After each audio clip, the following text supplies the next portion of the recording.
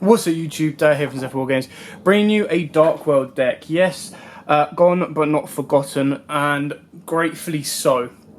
So Dark Worlds are getting some more support coming up very shortly. Hopefully we'll have that announced for the TCG here. It's a new trap card that basically turns any effect your opponent activates into discard one card from your hand, which obviously, for those that you know Dark Worlds, will set these off. Without further ado, I'm going to crack straight into this deck. It's one of my old school favourites. I actually love this deck. It's not as good in this meta, but the amount that you could draw and dump is just so good. So we'll crack it off with free Graph, Dragon Lord of the Dark Worlds. So this card basically, you switch summon this card from your graveyard by returning one face-up Dark World monster you control to the hand, except itself. If this card is discarded to the graveyard by card effect, target one card your opponent controls, destroy that target. Then, if that card was discarded from your hand to the graveyard by an opponent's card effect, you look at one random card from your opponent's hand. Then, if it was a monster, you special summon it to your side of the field. That is where the new trap comes into effect and makes this deck a hell of a lot more fun and a hell of a lot more better. Triple Beige Vanguard. Yeah, it is Vanguard of Dark World. If this card is discarded to the graveyard by a card effect, special summon it from the graveyard. So it's a nice rank 4 kind of push play. Triple Snow, Unilight of Dark Worlds. If this card is discarded to the graveyard by card effect, if it's discarded from the hand to the graveyard by an opponent's card effect, you target one monster in your opponent's graveyard and add one Dark World card from your deck to your hand. Then special summon that target if face up in defense position. So basically, if it's discarded by its own card effect or by your own card effect, you add one Dark World card. If it's done by your opponent's monsters, you basically get to add one Dark World card and special summon one card monster from your opponent's graveyard. So it's a nice monster reborn for your opponent's side. Triple Brow, Huntsman of Dark World. If this card is discarded to the graveyard by a card effect, you draw one card plus another card if it was sent by your opponent's card effect. Now you can see why this new trap, where it turns whatever they do into a discard from your hand, is so much better. I played 2 gold, Warlord of the Dark World. If this card is discarded to the graveyard, you get to special summon it. Nice, rank 5 play. If this card is discarded by your opponent's card effect, you get to select 2 cards your opponent controls and destroy them. And then 1 silver, Warlord of the Dark Worlds. If this card is discarded to the graveyard by card effect, special summon it from the graveyard. Then if it's discarded from your hand by your opponent's card effect, oh, sorry guys, your opponent returns exactly 2 cards from their hand to the bottom of their deck. In any order. Very nice. And then we play 2 Trance Archfiend. Once per turn you discard 1 Fiend type monster. Nice, setting off their effects. And this card gains 500 attack until the end of this turn. When this card you control is destroyed and sent to the graveyard, you can target one of your banished Dark World monsters and add it to your hand. So you, one Dark monster and add it to your hand. So you get to circle around your banished cards. I am considering bumping them up to 3. At 2 is just alright for now. And then I play a small rank 3 engine, so you've got Tour Guide from the Underworld, everyone knows what that does, Fiendish Rhino, and Scarm of the Burning Abyss. Yes, Burning Abyss are still around, believe it or not. And then we run it off with 3 hand traps, Maxi, and then double DD Crow, purely because DD Crow is quite a nice generic hand trap that works against quite a few decks, and plus the fact that it's dark, works quite nicely with your spell cards. So that's it for the monsters. Now let's move on to the spells. Very straightforward on this. Very standard set scales. Let's zoom in a little bit. So we play triple the Gate of the Dark World.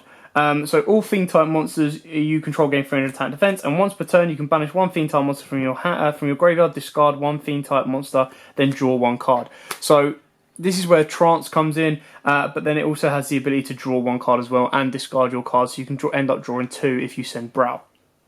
Now, we don't play Terraform in a deck. You can play Terraform in a deck, but Snow searches this card out anyway.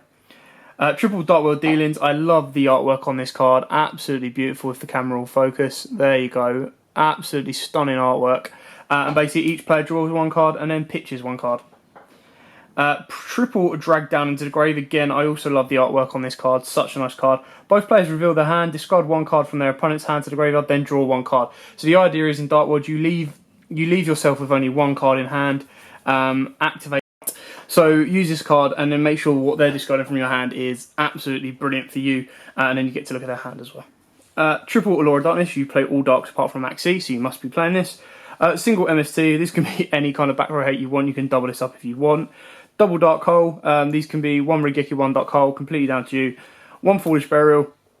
And then because I only play the one trap, it's one Eradicator Epidemic Virus, purely because it's very, very easy to get Graph on board, and then you can Epidemic Virus him straight and easy, to the point.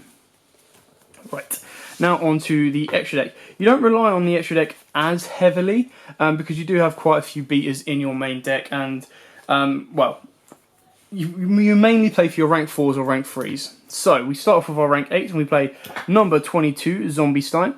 Very, very good card. 2 level 8 darts, which is exactly what Graph is. Must be XYZ summoned, cannot be special summoned by other ways. Once per turn, during either player's turn, you detach one material from this card. Send one card from your hand to the graveyard. Plus, then target one face-up card your opponent controls. Change this card to defense position. And if you do, that face-up card has its effects negated until the end of this turn. So he's more of a 4500 beat stick, but he's still very, very good.